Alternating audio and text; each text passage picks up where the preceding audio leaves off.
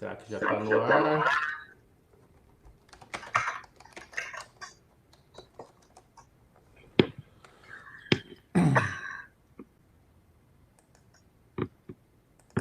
Tem alguém que está com caixa de som aí porque eu estou ouvindo eco da minha voz.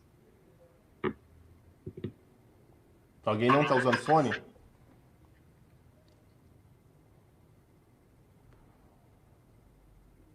Alô, pessoal, vocês estão nos ouvindo?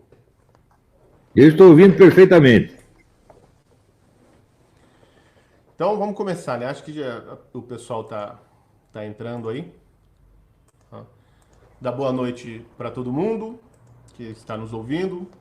Boa noite especial pro professor Olavo de Carvalho. Boa noite pro Paulo Briguet. Boa noite Boa pro noite. Bernardo Kister. Tá? Essas pessoas maravilhosas aí que formam a mente perversa por trás do Brasil Sem Medo. Tá? E queria agradecer também a todos que estão nos ouvindo, né? E todos os 440.886 indivíduos que acessaram o Brasil Sem Medo nessa semana. São 440 mil indivíduos, não são acessos, né? São acessos individuais. 440 mil pessoas que participaram da nossa Semana do Brasil Sem Medo, né? Que foi essa semana que nós criamos, a Semana do Leitor Sem Medo, aliás, que foi essa semana que nós criamos para mostrar o que é o jornal, né, o Brasil Sem Medo, lançar o nosso novo site, agora ele arrumado, né, sem as gambiarras de antes, funcionando bonito, rápido, mais bem organizado, sem os bugs, né, o pessoal conseguindo assinar sem ter problema, conseguindo fazer os logins sem ter nenhum problema. E o nosso aplicativo para smartphone, né, saiu para Android, era para ter saído o da Apple também essa semana, mas vocês sabem como é a Apple, né? Na Apple tudo é mais difícil, então a Apple enrolou lá e até agora não liberou o nosso aplicativo na plataforma deles, mas acho que deve sair essa semana. Então fiquem ligados, a gente vai avisar também nas redes sociais e no site. Bom, a live de hoje, né, o assunto de hoje, né, como não poderia deixar de ser, é essa crise do coronavírus. Mas a gente não vai ficar perturbando o Olavo falando de doença. Né? Então nós não vamos falar da doença aqui do coronavírus, vamos ficar falando que vocês precisam lavar a mão, né? Não pode ficar abraçando os velhinhos, nada disso. O nosso interesse, né, são nas mudanças e no impacto, nosso interesse, né, nas mudanças do impacto geopolítico que esse fenômeno vai causar, ou já está causando, né? E também nas suas causas geopolíticas. Tá? É tentar entender o impacto político que essa epidemia tem no mundo. Tá? Afinal, aparentemente era só uma gripe, né? Mas que resultou numa espécie de ação coordenada ou descoordenada, dependendo do ponto de vista, no mundo todo. Né? E o que a gente aparentemente tem visto, que a gente tem notado bastante e que está sendo ignorado, sobretudo pela mídia brasileira, eu acho que o único que falou a respeito no Brasil foi o Lucas Mafaldo, num artigo que saiu hoje no Brasil Sem Medo, né, sobre a real solução para a epidemia, a única solução que foi encontrada até agora, né, que é decisiva para conter a doença, que são as fronteiras nacionais. Tá? O que a gente tem visto é que o, o liberalismo, né, ou o globalismo, como as pessoas querem entender, né, sobretudo da União Europeia, né, tem fracassado, tem se mostrado impotente para resolver a crise. E vários países, né, têm tomado medidas drásticas para soluções locais para resolver o problema internamente. E a principal delas é algum tipo de controle de fronteira. Né? A menina dos olhos de todo o projeto da União Europeia e, de certa maneira, de todo o globalismo é o mundo sem fronteiras, né? De portas abertas. Né? E a gente viu, né, essa semana teve a votação da União Europeia, do Parlamento, para fechar as fronteiras externas da União Europeia. Mas mesmo dentro da União Europeia, nós começamos a ver uma série de atitudes independentes.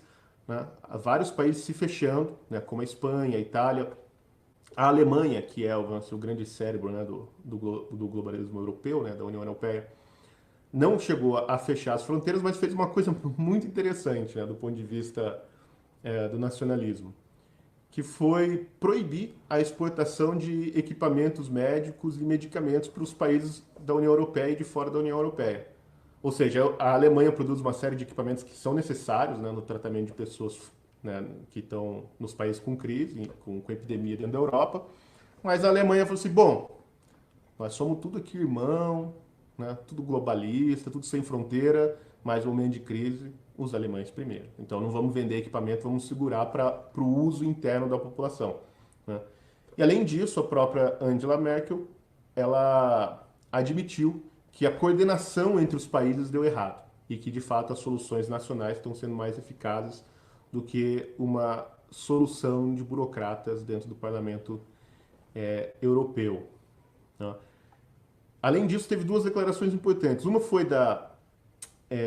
me desculpe, eu esqueci o nome da parlamentar, mas ela é a presidente do Partido Nacional Populista da Finlândia, né, o partido da direita finlandês, o Partido Nacionalista, e ela é do Parlamento Europeu, né, e ela foi muito clara, assim, com a epidemia do coronavírus ficou claro que o globalismo entrou em colapso.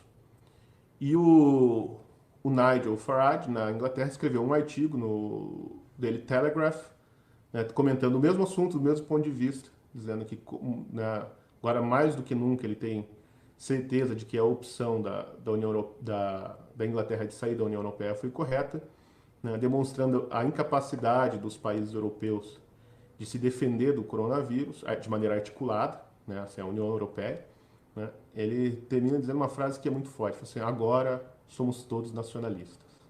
Tá? Então, esse é o assunto, né?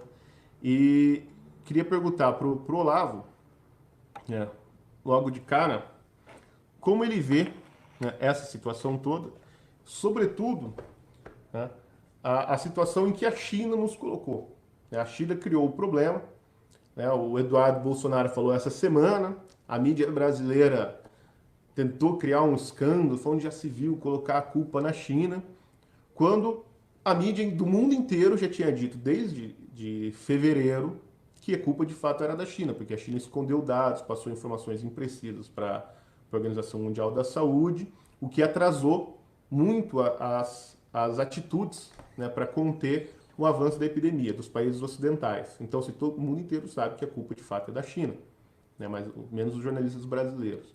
Então, assim, a pergunta que eu faço para você é como que você vê, professor, né, eu não sei se é orquestração chinesa, ou pelo menos a incapacidade chinesa de lidar com uma epidemia desse tamanho, esconder os dados, dado que é uma ditadura, onde as informações não correm livremente. E como você vê assim, a situação que a China colocou o mundo agora, né? Acho que está sem som aí. Eu não acho muito justo culpar unilateralmente a China, quando, obviamente, se trata do empreendimento do esquema russo-chinês, o bom e velho esquema comunista russo-chinês. Hoje mesmo saiu um relatório da União Europeia mostrando a atuação criminosa da Rússia ao divulgar falsas informações, fake news, pelo mundo inteiro, criando a onda de pânico. A onda de pânico não veio de Pequim, a onda de pânico veio de Moscou. Vejam lá, eu coloquei um link para esse negócio lá na minha página, procure, está lá um relatório da União Europeia, não sou eu que estou dizendo. Quer dizer que essa onda de pânico ainda é um dos bons e velhos erros da Rússia, anunciados por Nossa Senhora em 1914. E o pessoal ainda não entendeu que isso existe realmente e que vai continuar, né, enquanto nós não tomarmos uma providência. Então, é esse o ponto. Quer dizer, você tem uma... qual é a maior companhia, a maior entidade especializada em espalhar fake news no mundo? E com quase um século de experiência nisso. É a boa e velha KGB. Hoje chama-se FSB, mas é a mesma merda de sempre, né? Ninguém pode competir com eles nesse negócio, nem os chineses. Coitadinho do chinês, o Xi Jinping não pode competir com o Putinho, não pode, tá certo? Mas, leiam esse negócio, vocês vão entender tudo que está acontecendo. O primeiro ponto importante é o seguinte: o número de mortes, né, dessa suposta epidemia não aumentou em nenhum único caso o número habitual de mortes por gripe no mundo. Nenhum único caso, gente. Né? Então, isso é a mesma coisa que dizer, olha, essa endemia, ela simplesmente não existe. Você não tem, na verdade, você não tem um único caso confirmado de morte por coronavírus, porque para confirmar, você precisaria fazer, vamos dizer, o exame de cada órgão do falecido. Onde fizeram isso? Nunca fizeram nenhum. Então, isso aí é um negócio, vamos dizer, a mais vasta manipulação de opinião pública que já aconteceu na história humana. Parece coisa de ficção científica, mas, né, olha, a experiência de 72 anos de vida me mostra o seguinte: em geral, a verdade é inverossímil. Né? Quer dizer, o que as pessoas esperam que aconteça não acontece. E quando o que acontece é o que elas não esperavam, então elas não acreditam que está acontecendo. Né? Era aquele negócio, imagina quando vinha aqueles caras da Alemanha nazista contar aí na América, não, os caras estão lá matando judeus, ninguém acreditava, porra. Quando começaram a acreditar foi tarde, já tinha matado não sei quantos. É a mesma merda de sempre. Né? Também, veja, os famosos campos de concentração soviéticos. Né? Então, quem divulgou isso aí foi a neta do filósofo judeu Martin Buber, né? Ela lá explicando que tinha campo de concentração, que os caras estão matando do jeito... Ninguém acreditou, teve que ter um processo judicial. Né? É o famoso cara do livro Escolhi a Liberdade, que ele disse o nome dele. Né? Ele contou tudo que estava acontecendo lá, ninguém acreditou. Ele meteu um processo, ganhou o processo contra toda a intelectualidade esquerdista. Jean Paul Sartre, aquela putada toda. Né? O dinheiro que ele ganhou com o processo foi pouquinho, mas teve uma vitória moral. Então, levou anos para o pessoal acreditar no que estava acontecendo na União Soviética. Então, no que estava acontecendo na Alemanha nazista. Agora eu estou falando para vocês. O dia que entenderem essa porra vai ser tarde. Essa é a maior onda de mentira da história humana. É isso. O senhor está falando do Viktor Kravchenko, né? Kravchenko, exatamente. Escolhi a liberdade. Então, Olavo, além disso ter essa onda de propaganda e desinformação, e até mesmo contra-informação, né, da Rússia, até o Bernardo fez um vídeo hoje sobre esse assunto, né? Tem uma máquina de propaganda chinesa também em ação. Tá? Claro, evidente. Um dos elementos que a gente pode ver é a Rede Bandeirantes hoje no Brasil, que foi comprada pela China, né? Soltou vídeos fazendo propaganda do Partido Comunista Chinês, né? Colocou vídeos de discursos do Xi Jinping, e tem sido uma das principais emissoras aqui a criticar as atitudes do governo brasileiro, que é um governo nacionalista, com relação à condução do combate a esse negócio do coronavírus. Né? E quando teve aquele comentário do Eduardo Bolsonaro sobre a China, a origem do vírus e a falta de transparência chinesa, o embaixador chinês aqui no Brasil deu um piti, né?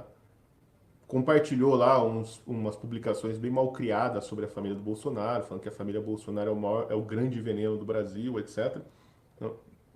E a Rede Bandeirantes fez um editorial chamando o Ernesto Araújo de idiota, né, o Eduardo Bolsonaro de imbecil, e ficou defendendo, né, o partido chinês. E o curioso é que boa parte da direita também ficou, né, reclamando que o Eduardo Bolsonaro foi irresponsável, que é um problema diplomático, etc. Então, quer dizer, assim, a propaganda do bloco russo-chinês está a todo vapor, inclusive no Brasil, né? Olha, em primeiro lugar, a coisa mais óbvia é o seguinte: o embaixador que xinga o governante do país onde ele está tem que ser expulso imediatamente. Isso não tem nada a ver com as relações gerais de uma nação com a outra. Nós estamos rejeitando a China. É esse seu representante que não serve. Tira esse cara daqui e põe outro melhor. Isso tinha que ser feito na mesma hora, mas acontece o seguinte: o nosso governo já acostumou a levar cuspida e tapa na cara e não reagir. Desde o primeiro momento tem sido assim. Quer dizer, ele foi eleito tá certo? Mas ele não entende que ser eleito não é ter o poder. Ser eleito é você tem apenas o direito de ter o poder. Mas para ter o poder, efetivamente, você tem que conquistá-lo depois de ter o direito, meu Deus do céu. E conquistá-lo como? Tirando-o das mãos dos inimigos. Como é que se faz isso? Ora, desde o início, eu tenho dito a esse governo, não deixe esse pessoal ficar difamando e caluniando você gratuitamente. Processe um por um. Não arrume brigas com entidades. Ah, vou falar mal da Rede Globo, vou falar mal de não sei... Não, pega os indivíduos, os agentes individuais. Não existe ação de entidades abstratas, porra! A ação requer um agente, e o único agente que existe é o ser humano concreto. Então você tem que pegar os indivíduos um por um. E fazendo isso, você dividiria o inimigo. Quando você briga com entidades, você reúne os inimigos. Você faz com que eles se unifiquem, se aliem. E, quer dizer, tá cheio de general lá em cima, esses caras nunca estudaram nem o livro do Sun Tzu, porra. O que esses caras entendem de área da guerra? Não entendem bosta nenhuma. Essa guerra na selva? Essa guerra na selva é contra lagartixa, macaco prego e tatu bola, porra. Até onde vou ouvir esses caras? Não entendem nada, nem de guerra cultural, nem de guerra de informação, nem de guerra psicológica, nada. E o Bolsonaro está dando ouvido a esses caras. Ora, não é por... O pessoal pensa que eu sou guru do governo. Se eu fosse, nada disso estaria acontecendo. Eu não deixaria acontecer nada disso. Você vê, esse negócio desse movimento comunista e guerra cultural, guerra psicológica, contra comunista e anticomunista, eu estudo esta merda há 50 anos. E não tem um general que tenha humildade de perguntar alguma coisa para mim. Esses caras nem ouviram falar do assunto, ouviram ontem, né?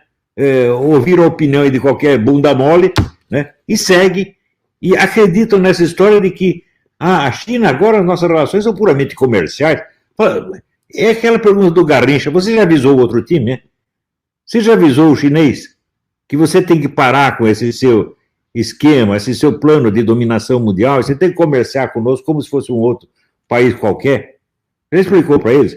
Esses generais, esses assessores do Bolsonaro, não leram sequer os livros dos generais chineses que explicam o plano chinês de dominação mundial. Não leram nada, eles não sabem o que a FSB está fazendo hoje, não sabem o que o Serviço de Inteligência Chinês está fazendo hoje. Qualquer sargento do Serviço de Inteligência Chinês dá de 10-0 em todos os generais brasileiros reunidos. Tem que acabar com essa porra essa idolatria das Forças Armadas. Ah, estamos alertas. Que palhaçada é essa, gente? Porra, vamos ser sinceros uma vez na vida. Acordem, porra. Então, veja, agora, é claro que esse seu Doriana, lá em São Paulo, e esse seu Saad, é claro que são traidores, não é traidores do Bolsonaro, são traidores da pátria, meu Deus do céu, estão vendendo o Brasil para a China. A atitude da China com relação aos países da América Latina, especialmente o Brasil, atitude colonialista. Veja, se o governo americano interferisse na política brasileira como os chineses estão interferindo, meu Deus do céu, a esquerda inteira estaria perdendo contra o imperialismo americano, mas contra o imperialismo chinês pode. Ao passo que o famoso imperialismo americano está ausente do Brasil há 40 anos, pelo menos. Você não tem sequer a famosa, vamos dizer, diplomacia pública, né? Quer dizer que quando falam mal do país, o embaixador reage. Há quantos anos, quantas décadas, você não vê um embaixador americano defender os Estados Unidos quando são atacados? Não, nem isso eles fazem. Quer dizer, o que caracteriza a ação americana no Brasil é a sua total ausência, né? Ao passo que o chinês está ocupando tudo, está comprando tudo. E não é de hoje, meu Deus do céu. Olha, eu já vejo, 20 ou 30 anos atrás, eu acompanhei certas negociações, os chineses comprando pedaços do estado da Bahia, que caberia o estado de São Paulo lá dentro. Eles estão fazendo isso há muito tempo e ninguém se tocou ainda. Mas você acha que isso é comércio normal? Não, isso não é comércio normal. O Brasil está se transformando num apenas fornecedor de matéria-prima. Ele está na parte, como é que se diz, nessa negociação, ele é sempre a parte inferior. E quer ficar na parte inferior, por quê? Porque tem gente ganhando dinheiro com isso. Né? Os amiguinhos do Doriana estão tudo ganhando dinheiro com isso. E isso, para eles, é o que eles chamam de pragmatismo. Pragmatismo é dinheiro no bolso deles, porra. E o país que se dane, o país que se foda, o país que morra. Vocês não estão percebendo ainda? Né? Ô, generais, acordem, porra. Agora você vê que essa história de positivismo, de isentismo, estão malucos. Né? Ah, não pode ter ideologia. Falo, vai dizer isso para a esquerda. Por que só a direita não pode ter ideologia? Porque vocês trabalham para a esquerda, seus bosta. Não sabem, mas trabalham. Não tem ideia, não tem cultura. Veja, o cara que acha, por exemplo, que o comunismo é ideologia, fala, é um analfabeto. O comunismo é uma cultura mundial, meu Deus do céu, não é uma ideologia. Ele tem 500 ideologias lá dentro. Eu ontem mesmo estava comentando isso. Se você pegar, desde a Primeira Guerra Mundial, praticamente todas as narrativas da Primeira Guerra Mundial que se impregnaram na mente popular no mundo inteiro eram comunistas. Praticamente todas. Você pega lá, era o Gilles Valette, o L'Enfant, era o Henri Barbusse, era o Máximo Gorki, era essa gente que produziu. A imagem da Primeira Guerra foi criada pelos comunistas. A imagem não que tem na União Soviética, a imagem que tem nos Estados Unidos, que tem na Inglaterra. Quer dizer, quando você pega a força da influência soviética na literatura ocidental, você veja, eu escrevi uma vez um artigo, A Mão de Stalin está sobre nós. Veja, o pessoal pensa, esquema gramsciano caralho. Quando o Gramsci começou a pensar essas coisas, o Stalin já estava fazendo muito antes. Perto do Stalin, o Gramsci era um bosta, era um coitadinho, tá entendendo? Quem inventou a ofensiva cultural soviética, inventou e colocou em ação foi o Stalin muito antes de que, coitado do Gramsci, parasse de usar fralda. Tá entendendo? Então, agora, se os próprios interessados nisso aí, os caras que são representantes da inteligência nacional, né, generais, brigadeiros, etc., não sabem nada disso, nós estamos ferrados, gente. O problema do Brasil é isso, é a ignorância. É ignorância orgulhosa. Eu até estava lembrando, quando morava em Petrópolis, a gente conhecia um menininho que dizia assim, eu sou burro com muito orgulho. Sabe como ele terminou? Ele arrumou um emprego no narcotráfico e morreu baleado. Quer dizer, justificou o orgulho de ser burro. Quando ele vê um sujeito inteligente e culto, esse pessoal odeia. Eles têm ódio ao conhecimento e ódio aos portadores do conhecimento, mas eles adoram o portador de títulos. Isto sim. Então, é tudo uma questão de ascensão social. O conhecimento não vale bosta nenhuma. O que vale é assim, qual é o cargo. Né? Então, toda essa mentalidade vai acabar com o Brasil, gente. Eles vão dar ouvido para o quê? Paulo Roberto de Almeida, que não sabe nem que existe uma política globalista. Mas ele é professor não sei do que, na universidade da puta que eu pariu. Então vamos acabar com essa palhaçada, gente. Ou nós começamos a encarar os problemas seriamente e paramos com esse culto das posições, dos cargos, dessa beleza exterior, ou o Brasil vai acabar. Você acha assim que o Doriano liga alguma coisa para o Brasil? Esse cara só quer saber do dinheiro dele, meu Deus do céu. Vocês não perceberam ainda? Quer dizer, o cara que num dia está lá, Bolsodória, tá, e no dia seguinte já está querendo matar o cara, fala, porra. Se ele mudar de ideia, por exemplo, ele trair uma aliança, eu digo, bom, pelo menos deixa passar 10 anos, né? Quer dizer, eu fui mudando de ideia. Não, do dia para a noite. Ele, a Pepa, não sei mais quantos, esse Fruta, cara ridículo, que nem o pinto dele é de verdade, porra. Como é que leva o cara a sério, porra? Quer dizer, onde aparecem essas figuras grotescas, né? Você veja, vamos lembrar uma coisa, gente, nós elegemos presidente da República um estuprador de cabritas, O cara confessa que comia cabrita e todo mundo vota nele. E pior, a revista Veja botou uma vez ele na capa, ele fazendo imposição de mãos nos coitadinhos do Nordeste. Era o poder curativo dos reis, era Luís XIV abençoando lá o povão. Veja, nós chegamos a esse ponto, porra. O que você espera que aconteça depois disso? O que vocês acham? Tem alguém no governo capacitado para discutir com o chinês? Não tem. Nós temos que formar o pessoal para fazer isso. Eu estou tentando formar, vamos dizer, um número ínfimo do que, vamos dizer, 1/100º do que precisaria ter no Brasil em matéria de intelectualidade. Vocês mesmos são, como é que se diz, são testemunhas disso, porque vocês passaram pela formação que eu dou, vocês aprenderam coisa pra caralho, estão avançando e crescendo, mas nós somos ainda poucos. Então, é isso, gente, é isso que eu acho. Acho que o Bernardo e o Briguet querem fazer uma pergunta para o senhor lá.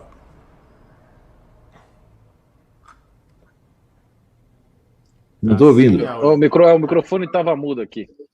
Tá bom. Professor, a gente viu exatamente essa realidade que o senhor comentou, ou seja, da China comprando tudo. Eu estava conversando com um amigo meu que trabalha no setor elétrico, né, de energia aqui do Brasil, numa empresa chinesa muito grande, e ele me mandou informações interessantes, eu não posso dizer quem é, coitado, para preservá-lo, senão acho que os chineses mandam ele para a vala. Ele falou que os chineses estão não só dominando, começando a dominar todo o setor elétrico de São Paulo, mas começando a fazer isso em todos os estados brasileiros, ou seja, eles estão tomando uma parte essencial da infraestrutura nacional. Ou seja, mesmo que o Brasil, vamos dizer assim, comece a romper relações comerciais de exportar grão e escambau, os caras vão ser dono da energia que mantém o Brasil simplesmente funcionando. Se os chineses derem um plique, cortou simplesmente tudo. Né? E diz que estão comprando tudo, comprando várias indústrias e usinas de energia e criando um centro de inteligência para concentrar todas as informações das usinas e manter as informações lá. E as usinas e as turbinas e tudo que eles estão fazendo aqui no Brasil não estão pegando aço nem nada daqui. Diz que vem tudo da China, ou seja, esses filhos da mãe, em vez de favorecer aqui a nossa nação e a indústria nacional, né, eles estão pegando tudo da China, ou seja, estão pegando dinheiro de lá, trazendo para cá, pegando o nosso dinheiro do povo brasileiro e levando de volta para a China. Porque, no meu entender, a China sabe que vai quebrar, né, e estão tentando jogar a base financeira para fora para tentar se sustentar depois que o regime ruir. A pergunta é a seguinte, professor, considerando esse cenário que está bem complexo, o senhor acha que existe alguma possibilidade das soberanias nacionais, né, os países que estão focados mais no nacionalismo, como Brasil, Hungria, Polônia, Estados Unidos, etc., saírem fortalecidos, Inglaterra, dessa situação? Ou a coisa já foi para a cucuia? Eu não sei responder essa pergunta, mas há algo que eu sei. Quando o sujeito fala assim, problemas globais requerem soluções globais, ele mostra que não sabe o que é um problema e que não sabe o que é uma solução. Porque a expressão solução global expressa uma coisa que não existe. Nenhuma ação é global, gente. Se você cria um plano global, você está lá em Genebra, sei lá, está em Roma, está em Nova York, está em Washington, você cria um plano global, para esse plano entrar em ação, ele tem que se diversificar por uma infinidade de agentes individuais locais. Esses agentes é que vão pegar a mão na massa e vão ter que adaptá-lo a milhões de situações locais completamente diferentes umas das outras. Então, ação global não existe, porra. Só existe ação local. Né? Ação global só tem... Eu conheço quem sabe fazer ação global. Quer que eu conte? É Deus. Deus age de maneira universal e onipresente. O ser humano não. Ele só age no lugar onde ele está. Quer dizer, a esfera de ação no ser humano é sempre limitada. É isso? E, portanto, toda solução de qualquer coisa pode refletir uma teoria geral, mas será sempre ação local, diversificada. E isso acaba de ser provado pela enésima vez. Quer dizer, os caras, vamos acabar com as fronteiras nacionais, mas de repente aparece uma epidemia, o que eles fazem? Fecha as fronteiras nacionais. Esse é um bando de palhaço, porra. Esse homem da Organização Mundial da Saúde, ele não lê as estatísticas da Organização Mundial da Saúde. Se ele lesse, ele saberia isso que eu estou dizendo. Né? Você faz as contas, veja o número de pessoas que morrem anualmente de gripe e me diga se aumentou. Não aumentou nenhum caso. Tá certo? Então, eles anunciam um negócio que há um risco de sobrecarga do sistema de assistência médica. Esse risco existe, é claro que existe. Por que existe? Se você assustar todo mundo corre para o hospital. Daí você começa a fazer o quê? Assusta todo mundo e diz para não ir para o hospital. Que brincadeira é essa? Isso é estimulação contraditória. Se você espalha a palavra pandemia, então o que é? Já infectou todo mundo. Se não infectou agora, infectar daqui a pouco. Vai ter que todo mundo correr para o hospital. E daí você mesmo explica. Não, o problema não é a mortalidade, o problema é a sobrecarga do sistema hospitalar, a qual ele mesmo está provocando com este mesmo ato, naquele mesmo momento, gente. Quer dizer, o que é isso? Isso é o total desrespeito à inteligência humana. Nada disso foi discutido de maneira séria. Então, é claro que a gente toma, vamos dizer, providências mínimas, né? Por haver um risco teórico, por exemplo, eu não gosto que esses dias os meus netinhos vêm aqui, tá certo? Eu não estou contaminado, mas vai saber, posso estar contaminando eles, coitadinho, né? Ou eles podem me contaminar. Pode acontecer. Mas você espalhar isto, essa mentalidade de resguardo, de autodefesa pelo mundo inteiro, e depois alertar contra a sobrecarga do sistema hospitalar, não, isso é piada demoníaca, gente. Né? Ou seja, não façam exatamente isso que eu estou mandando fazer. É estimulação contraditória. Né? Então, olha, essas autoridades, esses organismos internacionais, esses caras são bandidos, gente. Né? Já faz muito tempo que esses organismos já foram totalmente ocupados por agentes do esquema russo-chinês. Eles mandam nesse negócio, porra. Agora, se você pensar assim, quem manda na cultura americana, o esquema russo-chinês, manda desde a década de 30. É uma coisa impressionante. Eu digo isso por quê? Porque eu estudei caso por caso.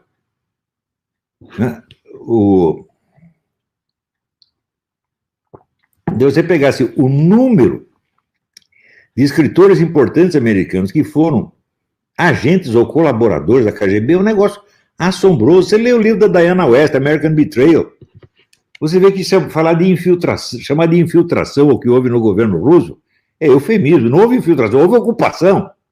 Veja, quando formaram a CIA, veja, de onde sai a CIA? Sai do OSS, Organização do Serviço Secreto. A Organização do Serviço Secreto foi formada durante a guerra, num tempo em que a União Soviética era aliada dos Estados Unidos. Então, ninguém ia investigar para ver se o agente era comunista. A OSS, então, era um bando de comunistas. E foram esses caras que formaram a CIA. E daí a mitologia jornalística universal faz de conta que houve uma guerra da CIA contra a KGB. Essa guerra nunca existiu, gente. Nunca existiu. Porque a CIA é o... Como é que se diz? É o estado profundo aí que fica criando problema para o Trump. É isso aí. Então, não se pode confiar na quase totalidade dos serviços secretos do Ocidente. Você pode confiar em agentes individuais que se aposentaram e escreveram livros contando como as coisas funcionam. Aí você fica sabendo. Não é isso? Agora, também tem agentes que são contratados pelo Serviço Secreto Cubano, pela KGB e tal, para contar a história tudo invertida. Mas leiam, por exemplo, o livro da Diana West e vocês verão o que é o imperialismo americano. O imperialismo americano criou a potência da União Soviética. É inteiramente criação americana. A economia soviética, você veja, qual era o sistema econômico da União Soviética? Vou responder a você, ninguém sabe. Por quê? Porque todas as estatísticas soviéticas eram falsas. Todas. Né? Se tem alguma, está escondido na KGB, mas ninguém sabe. Agora, o que se sabe, se você ler o livro da Diana West, você vai ver que os Estados Unidos ajudaram a União Soviética mais do que ajudaram qualquer outro país. E nunca receberam um tostão de volta. Eles criaram o poder soviético. E o poder chinês foi criado por 3 pessoas. Richard Nixon, Henry Kissinger e Bill Clinton. Nenhum dos 3 foi fuzilado até hoje. Na época do Clinton ainda se discutia, a gente deve ajudar um país, né, que não respeita os direitos humanos. Daí vinha a resposta liberal clássica. Não, com a economia de mercado vem a liberalização política e a China virará uma democracia maravilhosa, amiga dos Estados Unidos. Aconteceu exatamente o contrário. Eu tive discussões feias com o pessoal liberal por causa disso. Vocês são loucos. Vocês estão fortalecendo a ditadura mais assassina, que vai se tornar mais assassina ainda. Essa história de que a economia de mercado traz a liberdade, o que é isso? Não é, a economia de mercado não traz a liberdade. Ela precisa da liberdade. Porque sem a liberdade, ela se transforma num meio de opressão. Por um meio muito simples, você destrói todos os demais controles sociais e humanos, controles religiosos, controles morais, controles jurídicos, fica tudo na mão da economia. Então, só os critérios econômicos é que são aceitos como realistas. Outro dia estava até o Paulo Guedes, que eu respeito muito, aprecio muito o que ele fala, dizendo, não tem perigo da China botar aqui uma estrada de ferro, porque depois, quando o chinês for embora, ele não vai levar a estrada de ferro. Claro que ele não vai levar a estrada de ferro, ele também não vai embora. Ele botou a estrada de ferro para ele ficar aí, pô. Você acha que ele deu a estrada de ferro para nós? Está brincando? Que é isso? Então, pelo critério econômico, você nunca vai entender isso. Você pode estudar economia há 50 anos. Isso não é um assunto de economia, meu Deus do céu. Isso é um assunto de estratégia político-militar. E, sobretudo, estratégia da guerra psicológica, guerra cultural, que esses caras nunca estudaram na vida. Você vê, esse assunto foi retirado das academias militares no tempo do Zé Sarney. Sarney vivia cercado de comunistas e os caras botando minhoca na cabeça dele o tempo todo. E ele tirou essa disciplina de guerra revolucionária das academias militares. Todas as gerações militares, a partir daí, não sabem nada a respeito. E quando aparece algum cara dando palpite, é porque ele leu na revista do CFR ou coisa assim. Né? Então, você vê, e os nossos jornalistas, então? O nível de desinformação deles a respeito é um negócio monstruoso. Eu até ontem mesmo estava lembrando esse episódio do Cílio Bocaneira. Quando eu fui escrever no Globo, eles fizeram um programa na Globo, né? Uma espécie de homenagem ao Cílio Bocaneira, correspondente deles não sei aonde, né? E convidaram vários colunistas do Globo para fazer perguntas para o Cílio Bocaneira. E eu fiz a seguinte pergunta: Cílio, o que você acha desse uso de correspondentes internacionais como agentes de serviços de inteligência, né, que é um fenômeno universalmente conhecido? Resposta dele: nunca ouvi falar e acho que não tem o menor cabimento. Então, é o caso da opinião instantânea. Ele toma conhecimento do assunto naquele momento e já tem opinião formada. E jornalista brasileiro é isso, general brasileiro é isso, especialistas brasileiros, qualquer coisa, se 1 centímetro fora da especialidade que ele estudou na universidade, ele não sabe nada. Agora, quem estudou essas coisas que eu estou falando? Eu conheço eu.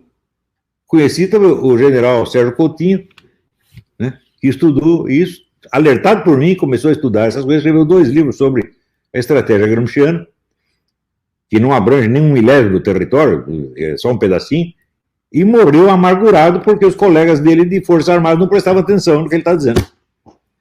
Todo mundo ali acha que sabe, o pessoal ia lá para jogar ping-pong no clube militar, né, falar de mulher, né, e é isso. Outro dia um amigo meu, que eu não posso dizer quem é, disse: olha, conversa entre esse pessoal é assim, é conversa de menino punheteiro de 11 anos. Só fala de sacanagem, só fala de mulher, porra. É isso. Não tem interesses culturais, não tem interesse em conhecimento. Tem horror ao conhecimento, mas adoro os diplomas, adoro os títulos. Enquanto não mudar isso, gente, o Brasil não tem condição, tá certo, de conversar com o chinês. Conversou com o chinês, ele já meteu a mão no seu bolso, tomou tudo que você tem, e você nem percebeu. E ainda tem gente, leva lá, dá 10% pro Doriano, o Doriano diz que é tudo maravilhoso. É isso. Briguet. Professor, tudo bem? Tudo certo? Tudo bem. Olha, eu me lembrei do Dr. Segadas, né? Aquele personagem do Lima Barreto. Ele vê o Major Quaresma lá com a estante de livros do Major Quaresma. Ele olha e fala assim: mas isso é um absurdo. Para que tanto livro se ele não tem diploma? Né? Pois é, você não é nem bacharel. O doutor Segadas é uma espécie de símbolo da intelectualidade brasileira hoje. É o doutor Segadas. É o nome desse personagem. Mas eu queria dar aqui uma visão de cronista, professor, sobre o que está acontecendo agora. Tá? Eu estou fazendo um diário aí, um diário da quarentena. Aqui, o Brasil está em quarentena, né? Não sei se o senhor já sabe disso. O Brasil inteiro está em quarentena. E o que acontece? Aqui eu moro em Londrina, né, no Paraná, onde o Silvio e o Bernardo também moram. E aqui em Londrina nós tivemos, nos últimos dias, um fenômeno inacreditável. Virou uma cidade fantasma. Uma cidade de 600 mil habitantes virou uma cidade fantasma. Ninguém sai na rua. É isso. Londrina está assim, mas o país inteiro está assim. Eu vi imagens hoje de Brasília, de Curitiba, outras cidades que estão assim, desertas, vazias. Quer dizer, imagine o impacto psicológico disso, né, sobre as pessoas. Isso é um impacto terrível que está sendo lançado sobre as pessoas. Está todo mundo assim, todo mundo com medo. A verdade é que nós estamos num clima de medo aqui. As igrejas também foram fechadas. As igrejas não estão abertas, igrejas católicas, evangélicas, não tem. Todas as escolas, aqui o comércio também. Então é uma situação atípica, assim. O pessoal tem aquela visão, não, o fim do mundo vai ser uma coisa épica, não, é o cara de pijama dentro de casa. Essa é a situação que nós estamos vivendo hoje. Aí tem até aquela piadinha, porque o senhor sabe que os bandidólatras aí dos meios jurídicos aproveitaram essa situação toda para soltar os presos. Para soltar os presos. Quer dizer, a piada agora é a seguinte: se você sair na rua, você vai ser preso. Mas se você for preso, você vai ser solto. E assim, indefinidamente, até o fim do mundo, né? O que eu queria fazer é o seguinte: eu me lembrei quando nós criamos o Brasil Sem Medo, o jornal, que começou a funcionar agora em dezembro, né? 19. Eu me lembrei de uma historinha do Carlos Lacerda. Carlos Lacerda foi uma grande vítima desses militares, que o senhor citou aí, os tecnocratas, né? Porque o que os militares fizeram? Eles acabaram com as lideranças conservadoras que havia no país. E o Carlos Lacerda foi uma dessas vítimas. Um grande jornalista, grande político, grande escritor, que foi banido, né? Praticamente banido. Ele viveu uma situação de exílio interno, eu diria, o Carlos Lacerda. Ele dizia o seguinte, que no jornalismo tem as 6 perguntas do LEAD. O que, quem, como, quando, onde e por quê. Mas ele dizia que a mais importante não é nenhuma dessas 6. É a 7ª pergunta. E daí? E daí? Então, é essa pergunta que eu faço ao senhor agora. Nós estamos aqui, nós estamos em quarentena, o país está parado. Provavelmente o crescimento econômico desse ano foi para as cucuias, como disse o Bernardo. Né? A gente está vivendo uma situação totalmente atípica e o governo, assim como o governo Trump, o governo Bolsonaro também teve que adotar medidas, porque senão ele seria massacrado ainda mais do que já é. Então, teve que adotar medidas. E eu pergunto, o que fazer diante dessa situação? Qual o próximo passo que nós, apoiadores do governo, nós que tentamos ainda entender alguma coisa sobre a realidade brasileira, né? O que a direita brasileira, o que os conservadores brasileiros devem fazer a partir de agora? Olha, Quais as medidas imediatas que nós devemos buscar? agora eu vou confessar um negócio. Eu também já não sei mais. Eu sabia o que fazer. E até dei algumas sugestões. E eu expliquei. É o seguinte, você ser eleito não lhe dá o poder, apenas lhe dá o direito de exercer esse poder, tão logo você conquiste os meios materiais de exercer o poder. Você ter um cargo é apenas um meio jurídico. Quer dizer, você tem o direito, mas não quer dizer que você tenha o poder. O poder você tem que tomar das mãos de quem o tem. Poder é meios de ação. Quem tem os meios de ação? O Congresso tem, a mídia tem, as universidades têm, ou seja, a esquerda tem. Então você tem que tomar deles primeiro e depois você resolve os problemas do país. Agora, aqui nós temos a reforma administrativa, temos a reforma não sei o quê, temos não sei o quê, papapá, estamos abrindo estrada, etc. E quando vão ter o poder na mão? Nunca. Então você vai só levar porrada o tempo todo e tudo que você faça de bom vai ser negado.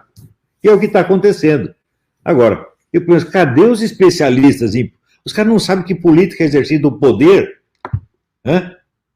O que eles acham? Hã? O que eles acham que é ser presidente da República?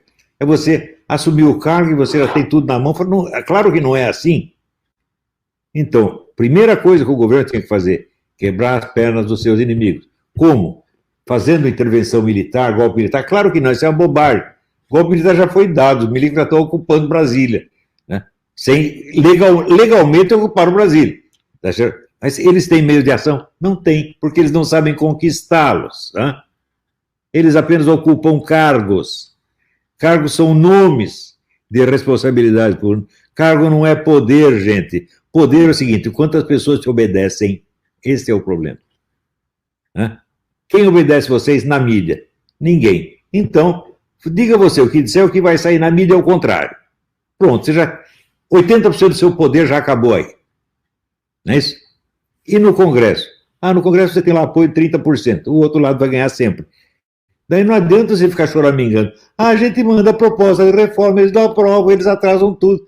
Fala, pô, por que você não meteu... Pega a lista de todos os políticos envolvidos em falcatrua, processa todos, na hora que tiver 10 processos nas costas de cada um, eles vão ficar bonzinhos. Jornalista, a mesma coisa. Não saia falando mal da Rede Globo, porque aí você unifica o poder da Rede Globo. Todos os caras que trabalham lá vão tentar defender a organização para não perder emprego. É óbvio. O que você faz? Ataque indivíduos. Seu fulano, dona fulana. Pega lá os processos, você pode não ver que os caras movem o processo, 10 processos nas costas, um em cada estado, o sujeito está desativado. Era uma coisa simples de fazer. Eu tenho outras ideias também que se pode usar. Não vou contar para não entregar o serviço. Mas, se viesse me perguntar, eu teria dito isso. Agora, a mídia fica dizendo que eu sou o guru do governo, porque ela sabe que eu não sou. E porque ela morre de medo de que eu me torne isso. Então, para evitar que essa tragédia aconteça, eles já dizem, isso é tudo culpa do guru do governo, seu Olavo de Carvalho. É um negócio impressionante. Outro dia eu não veio essa besta desse rapaz lá do cara, não sei o que, de Castro Rocha, dizer que tudo que eu escrevi sobre guerra cultural é baseado no Orville. Meu Deus do céu, o Orville é um livro escrito pelo pessoal, agente de inteligência dos anos 80, é só besteira. O cara que ainda acredita que os comunistas estão lutando pela ditadura do proletariado. Ninguém no movimento comunista fala em ditadura do proletariado desde os anos 60. Já acabou isso aí, porra. E é assim, quer dizer, é um prodígio de ignorância. Né? O brasileiro, a ignorância do brasileiro chega a ser genial, você tá entendendo? É um sinal de genialidade, porque ninguém consegue ser tão burro assim. Eu sou burro com muito orgulho, é isso mesmo. Todos vocês, generais, são todos burros com muito orgulho. Se não, viram perguntar para mim. Quando estavam lá lutando para formar o Ministério da Defesa, eu tive vários debates com generais e coronéis, general de Estado-Maior. E eu disse para eles, faça esse ministério e vocês vão acabar batendo continência para comunista. Não, imagina, isso é teoria da conspiração. Já tive 5 ministros da defesa comunista, membros do Foro da São Paulo, e está lá os generais todos. Sim, senhor, sim, senhor, sim, senhor. Ainda elogiando os caras. O que vocês entendem de política, de guerra cultural, de guerra? Nada. O que você entende de guerra? Entende guerra na selva contra macaco prego e tatu-bola. É isso. Né? Guerra na selva. Quantos aviões do narcotráfico vocês derrubaram até hoje? Nenhum. Então pronto. A guerra na selva é um símbolo. A guerra na selva é uma prática escolar que você faz. Não é uma coisa real. A guerra não está sendo na selva, meu filho. Né? A guerra com a China está sendo na selva. O que essa prática de guerra na selva ajuda você contra a China? Nada. Se Cuba fosse invadir o Brasil pela Amazônia, sim. Mas Cuba não vai fazer isso. Não fez, não está fazendo e não vai fazer, porque não é louco. Então, tudo que os milicos estão aprendendo não é o que precisaria saber. O senhor tem muita razão nisso, seu Olavo. Quando a gente vê o que é um general no Brasil, a gente percebe que um sujeito lá, um militar, ele não vira general por méritos militares, né, de grandes feitos militares, de bravura, de coragem, etc.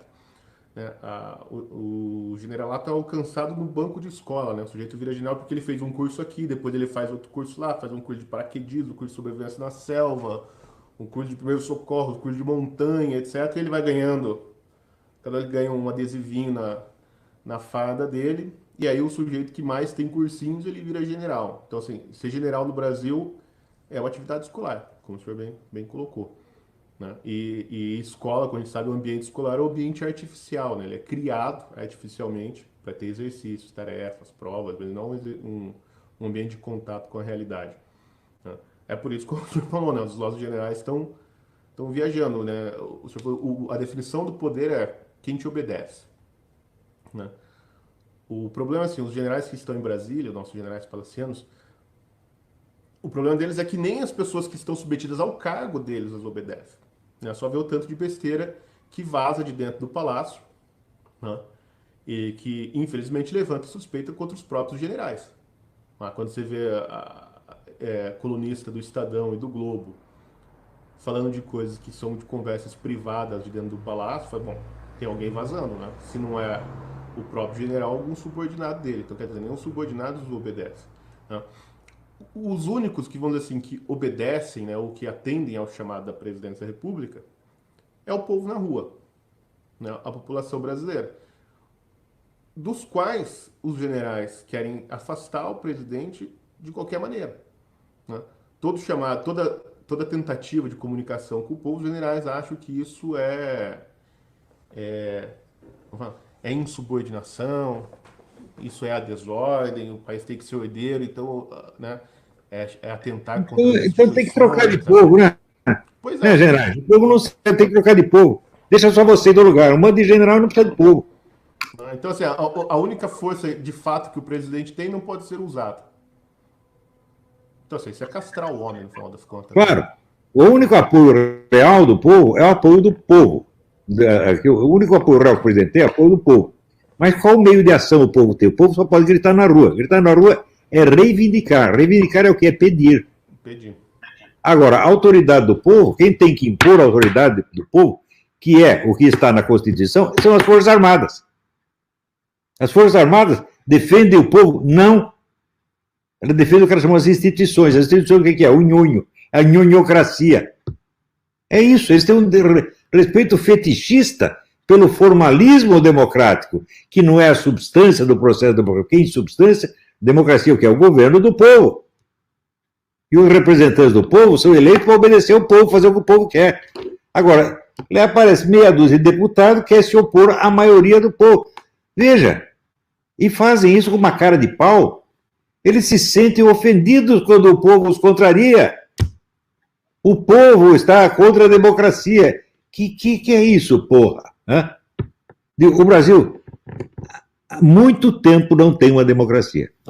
Durante o período militar, é claro que não tem a democracia, e no período que vem em seguida, acontece aquele fenômeno que um povo maciçamente conservador, 60% ou 70% conservador, não tem um partido conservador, não tem um jornal conservador, não tem uma universidade conservadora, ou seja, a opinião majoritária está proibida. Só a opinião da elite é que é permitida. Isso é democracia? Democracia o caralho. Quem chama isso de democracia é um mentiroso, um canalha que merece levar um pé na bunda. Seja ele deputado, senador, general, bispo ou papa. A democracia brasileira é uma mentira. Você tem um controle ditatorial da opinião, porra. Só a elite escolhe. Veja, tanto que eu dizia, o primeiro candidato que ousar defender a opinião majoritária do brasileiro será eleito, é claro. Você defende a opinião da maioria, a maioria vota em você. Mas antes tinha esse problema, o povo conservador vota em candidato de esquerda. Por quê? Porque só tem candidato de esquerda, porra. Quem escolhe os candidatos é a elite. É um esquema entre petista e tucano, é só isso que decide. Então não há espaço para outras opiniões, não há espaço para isso na mídia, nas universidades, no Congresso, em parte alguma. A opinião majoritária esteve proibida durante meio século. E se você reclama contra isso, você que é eu que sou ditador, porque eu quero que a opinião do povo seja respeitada, eu que sou antidemocrático, que é isso, está tudo invertido, porra. Conversa de louco. Uma vez, a democracia é o controle popular das instituições. E no Brasil, desde a Constituição de 88, nós temos o controle institucional do povo. É a inversão completa. Mas, Olavo, tem uma pergunta aqui, que é o seguinte, que eu acho que, para voltar para o assunto do coronavírus e de como isso tem uma certa... desempenha um papel no jogo entre as várias tendências, né, as três tendências, esquemas globalistas, que o senhor apresentou lá no debate com o Alexander Dugin. Então, a primeira coisa que chama atenção é o seguinte, do ponto de vista do bloco russo-chinês, bom, o vírus, a epidemia veio lá de dentro, alguma cagada que aconteceu dentro da China, e veio a máquina de propaganda russa, chinesa e também cubana, que a gente não pode esquecer que Cuba anda dizendo aí que descobriu a cura, agora está enviando médicos para a Itália A Rússia também está enviando médicos para a Itália. E a China, como a Alemanha parou de vender equipamentos médicos para tratar dos seus próprios doentes, a China agora começou a exportar e emprestar respiradores, medicamentos, equipamentos, etc., para a Europa, para salvar a Europa. Né? E hoje o discurso da China, né, hoje mesmo, no dia de hoje, é que, assim, não, agora a gente até tem uns casos novos de coronavírus, mas é do pessoal que está vindo da Europa, a gente já tinha se livrado e agora os europeus e o Ocidente estão trazendo o vírus de novo para nós. Né? Então, assim, o discurso do bloco comunista já está armado de que eles são, de fato, os salvadores da pátria, como o senhor colocou, né? Desde da Primeira Guerra Mundial, né? Os comunistas, o movimento revolucionário tomou a frente da narrativa, eles que contam a nossa história. E agora parece que eles estão recontando novamente, né? Apresentando o que, né, no final das contas, o bloco russo-soviético, russo-chinês é a solução dos problemas do Ocidente, da incapacidade de ação do Ocidente, né, junto com Cuba. Né? Bom, mas a pergunta que fizeram é o seguinte: a denúncia de que a máquina de propaganda russa está em ação veio de outro bloco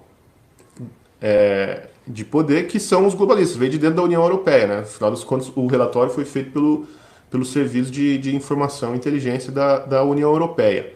Né? Então, em que medida assim, essa acusação também ela é uma ação de desinformação ou contra-informação para tentar desestabilizar as ações da Rússia? Por quê? Eu faço essa pergunta porque me parece que há uma ambiguidade nas ações da Rússia e da China, né, com relação à Europa, que ela, embora eles sejam comunistas, né, e revolucionários, as ações da Rússia em desbancar as instituições globalistas, como, por exemplo, a Organização Nacional da Saúde, o Parlamento Europeu, né, fortalece os movimentos nacionalistas, que, a princípio, são anticomunistas, mas não são anti-Putin ou anti-Rússia. Né, são até pró-Rússia, né, como na França, né, os movimentos nacionalistas. Então tem essa ambiguidade. Né, parece que a ação da Rússia está desfavorecendo o bloco globalista, mas favorece o que aparentemente são os seus inimigos mais aguerridos, que são os movimentos nacionais e a direita. Como que o senhor lê isso? Porque, de fato, parece ser meio confuso, né? Aliás, como todas as estratégias do mundo russo e do mundo comunista. Bom, olha, Hegel já definia a dialética como espírito de contradição sistematizado. Então, a essência da dialética é você jogar com, pelo menos, duas correntes de ideias opostas. E todo o esquema russo-chinês, desde o início, jogou com contradições. Isso quer dizer que, por exemplo, se você pegar pega qualquer programa de qualquer coisa, movimento gay, o pessoal comunista é a favor ou contra? É a favor e contra ao mesmo tempo, meu Deus do céu. Vai usar o movimento e a oposição a esse movimento como forças para produzir um terceiro resultado, que é do interesse nem dos gaysistas, nem dos anti-gaysistas, mas que é de interesse do movimento comunista. Eles fazem isso em tudo. São globalistas ou nacionalistas? Ora, meu Deus do céu. Desde o início você vê, né, a presença desses dois elementos na estratégia comunista. Eles fomentam o nacionalismo e fomentam o globalismo. O que interessa para eles é o seguinte, é manejar o sentido total da história. É uma coisa que ultrapassa infinitamente a capacidade dos nossos economistas e sociólogos, etc., etc., né? Que pensa assim na escala da sua especialidade e do seu momento. Mas eles não, eles estão pensando no movimento global da história humana. Eles dirigem isso, é isso que eles querem dirigir. Claro que falham, claro que às vezes fazem cagada, dá tudo errado, mas eles têm a capacidade de manipular isso e de jogar com essas oposições que tanto encantam e fascinam o público ocidental. Por exemplo, você é a favor ou contra o gaysismo? Você entrou nisso, você já é um idiota. Porque esta oposição foi criada justamente para manipular vocês, porra. Então, eles tiram proveito do gaysismo no Ocidente para debilitar a cultura cristã. e usam do anti-gaysismo na Ásia e na África, né, para ganhar os corações dos conservadores lá. Eles fazem isto. Por que você acha que eles apoiam no movimento gaysista em Nova York e apoiam os matadores de gays no mundo islâmico? Ora, pô, eles sabem o que estão fazendo. Quer dizer que eles não são nem gaysistas nem contra, eles usam os dois lados. Porra! Tem gente cuja impossibilidade de pensar dialeticamente é visceral. Não consegue pensar duas correntes de ideias ao mesmo tempo. Não conseguem. Por quê? Porque foram treinados na lógica formal, matemática. Não são treinados no estudo do elemento dramático. Qualquer drama, você tem pelo menos duas forças opostas. Senão, não tem drama, pô. Se tem um personagem sozinho, ele não tem sequer uma dúvida na cabeça, tem história do quê? Então, o raciocínio, vamos dizer, eles estão seguindo o negócio do Parmênides, o que é, o que não é, não é. Em parte é assim. Mas esquece o Heráclito, né? Tudo é e não é ao mesmo tempo, né? O que também é verdade. Então, se você segue, vamos dizer, se ele tem a formação matemática, ele acha que ele é muito científico, ele vê a vida por causa disso. Mas acontece que na esfera humana as coisas não funcionam assim. O cérebro humano só pensa por contradições, meu Deus do céu. Então, teve já falta de treino dialético e dramático nas mentes desses governantes e técnicos e ministros e engenheiros. É um negócio aterrador, aterrador. Eles não entendem que podem ser atacados por dois lados opostos ao mesmo tempo, visando um terceiro objetivo que não tem nada a ver com um dos dois, que é o princípio elementar da dialética, né? A tese e a antítese para gerar uma síntese. Você precisa de uma contraposição de forças para produzir um terceiro resultado que não é nenhum nem outro. Ora, pega, generais, faça um desafio a vocês. Eu dou um livro de Hegel para vocês não conseguem ler, porra. Não conseguem ler, simplesmente. Então acabou, porra. Agora, vocês estão discutindo com gente que foi treinada disso desde a infância. Pessoas que receberam a formação no antigo Partido Comunista, leram Hegel, depois que leram Karl Marx e tal, estão muito bem habilitados a lidar com isso, eles são muito mais inteligentes que vocês. Além disso, o chinês tem o seguinte, o chinês, para ele começar a fazer lição de casa, ele precisa ter decorado 5.000 caracteres. E esses 5.000 caracteres são ensinados pelo método, sabe, do chinelo. Se não aprendeu, apanha. Então eles aprendem. É por isso que os chineses, onde quer que eles vão, eles são sempre os melhores alunos. Eles são forçados a ser inteligentes e viram inteligentes. Agora, no Brasil, não. Qual é a sua lição de casa? Esse fim de semana eu vou fumar uma maconhinha. No fim de semana que vem, eu vou dar um pouco de cu. É assim que os caras estão fazendo, porra.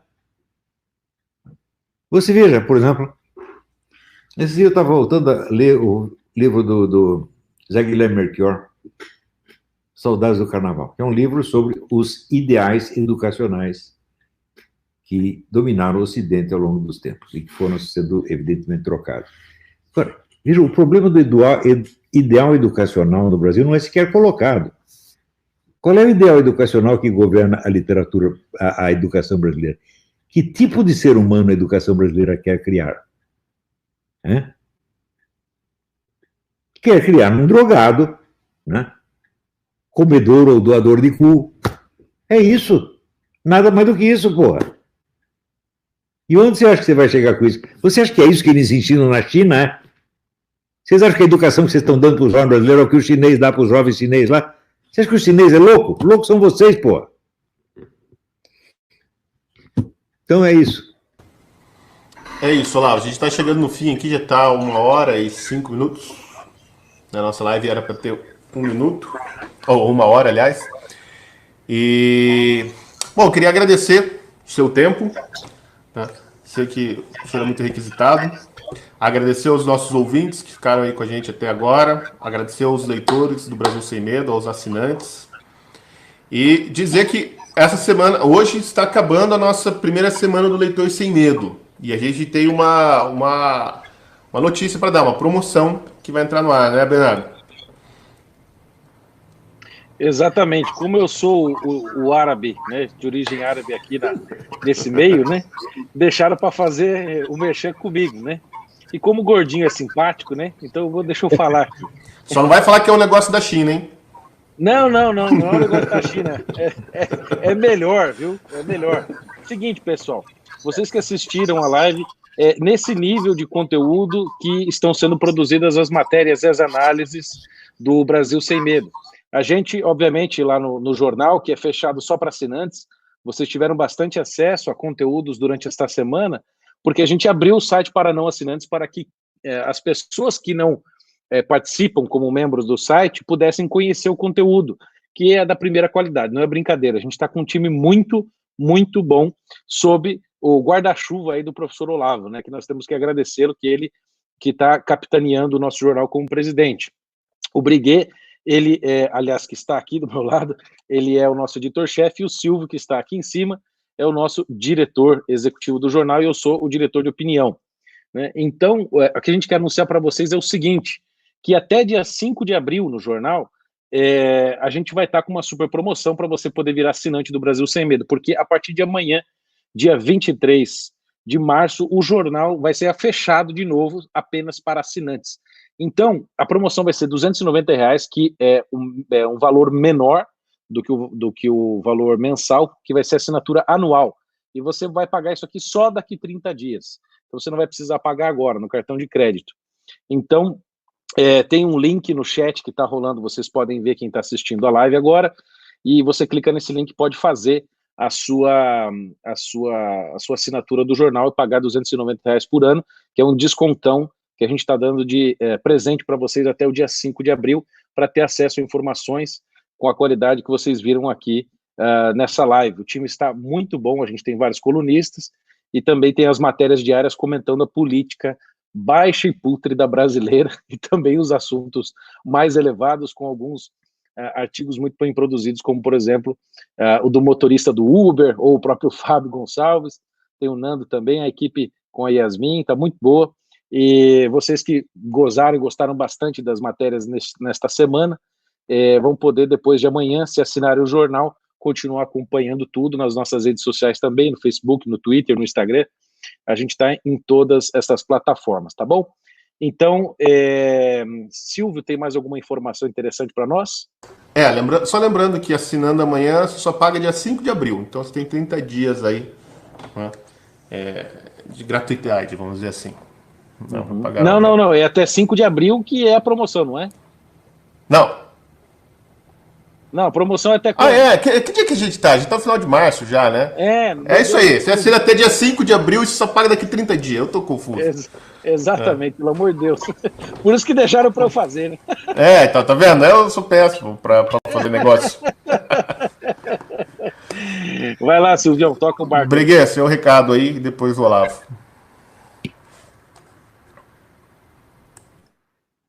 Não estou ouvindo. Opa! Liga o microfone aí. Opa, tá ligado. Queria agradecer muito ao professor Olavo por ter compartilhado esse tempo com a gente e dizer que, olha, no Brasil essa experiência do Brasil Sem Medo tem sido muito boa, muito boa. A gente até tem um escritor agora na nossa equipe, né, que é o Fábio Gonçalves, que vai lançar o livro dele agora. Já é um escritor. Então, para você ter uma ideia, professor Olavo,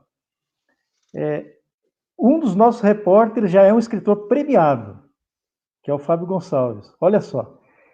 É romancista, né? Pois é, porque tem coisas que a linguagem jornalística é incapaz de dar conta, é incapaz de expressar adequadamente. Então, nós precisamos usar a língua literária, muitas vezes, para expressar determinadas... Como, por exemplo, isso que está acontecendo agora no Brasil.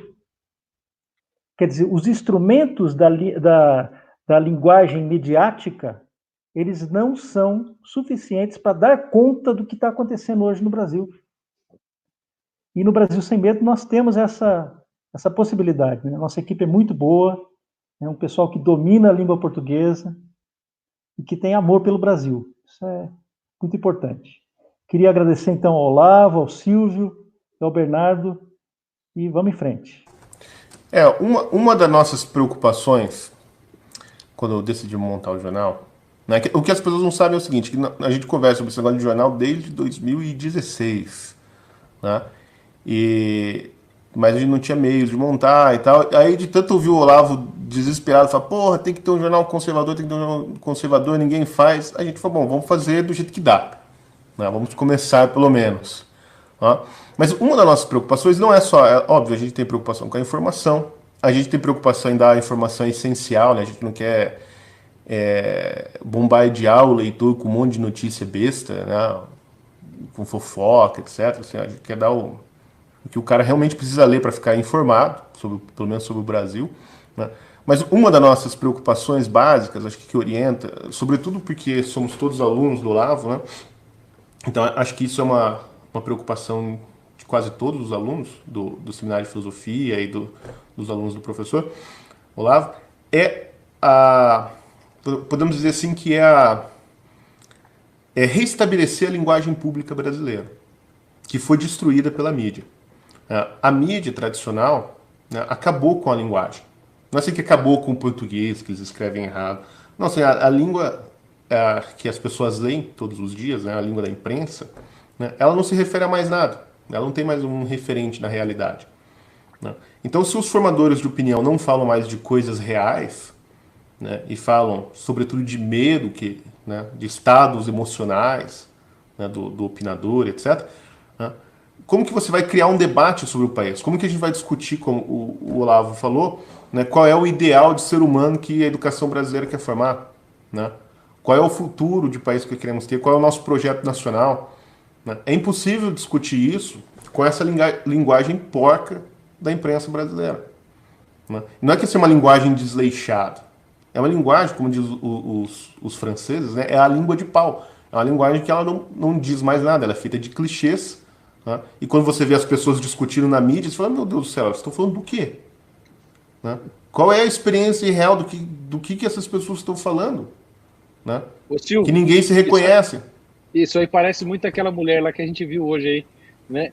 Da CNN, falando assim, olha, tem 62 casos no Rio de Janeiro e as pessoas estão muito maus, mas tem muito mal no hospital. Mas tem um caso que o cara estava muito mal e aí ele veio a falecer.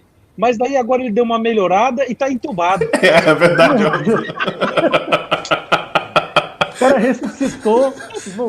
Ele morreu, mas agora ele tá um pouco melhor, já tá entubado, tá respondendo ao tratamento. São os milagres da medicina brasileira, né, e da mídia. A CNN já chegou fazendo milagre. Então, assim, a imprensa criou a própria mídia criou um déficit mental que é causado pelo uso, né, corrupto da linguagem.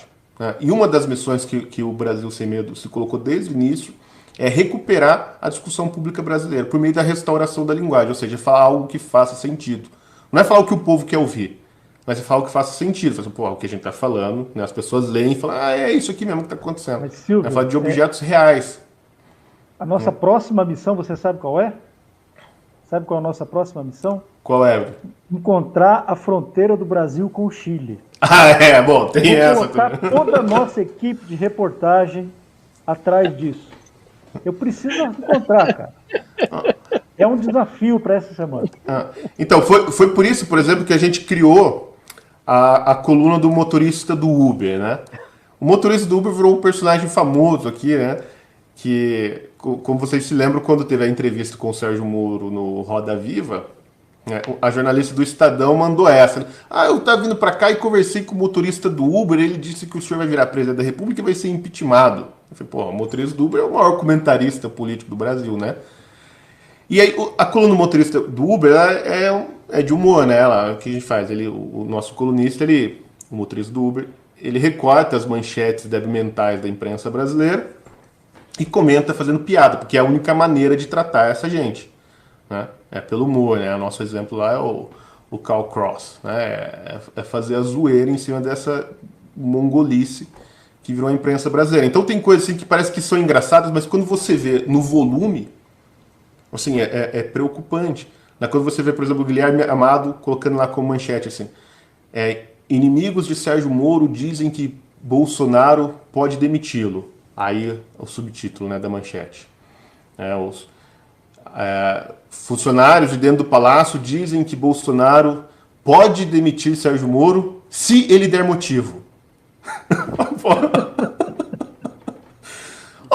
Não dá pra dizer que é fake news, né? A gente fica até feliz que se o Moro der no motivo, o Bolsonaro tem mais que demitir. Mas o acúmulo dessas besteiras, o volume é tão grande que a gente começou com uma coluna por semana, agora temos duas, né? Porque a produção de besteira da imprensa é muito grande. Né? Para que a gente faz isso? Para tentar, de fato, restaurar essa linguagem, mostrar assim, que as pessoas estão falando besteira atrás de besteira. E obviamente, vai todo mundo ficar maluco. Então, o Brasil Sem Medo, gente, ele não é só apenas um jornal, a gente tenta ser também uma vacina para a inteligência brasileira. Né? Guiados, orientados, sempre sobre tudo aquilo que a gente aprendeu, né, ao longo desses 11 anos de curso online de filosofia do professor Olavo. É isso, professor. Dá o seu recado para os nossos espectadores, nossos leitores, que já estão se passando da hora. Então é isso aí, gente. Olha, muito obrigado a vocês três, né, o Paulo, o Bernardo, o Silvio. Né? É sempre uma alegria estar com vocês e ver assim. Eu estou muito orgulhoso do que vocês estão fazendo. Os três são meus alunos, né, tem muitos outros colaboradores também estão fazendo um belíssimo trabalho. Isso aí, se existe algum futuro no jornalismo brasileiro, o futuro está aqui. Então é isso aí, gente. Que Deus abençoe a todos. Tchau, tchau. Até mais.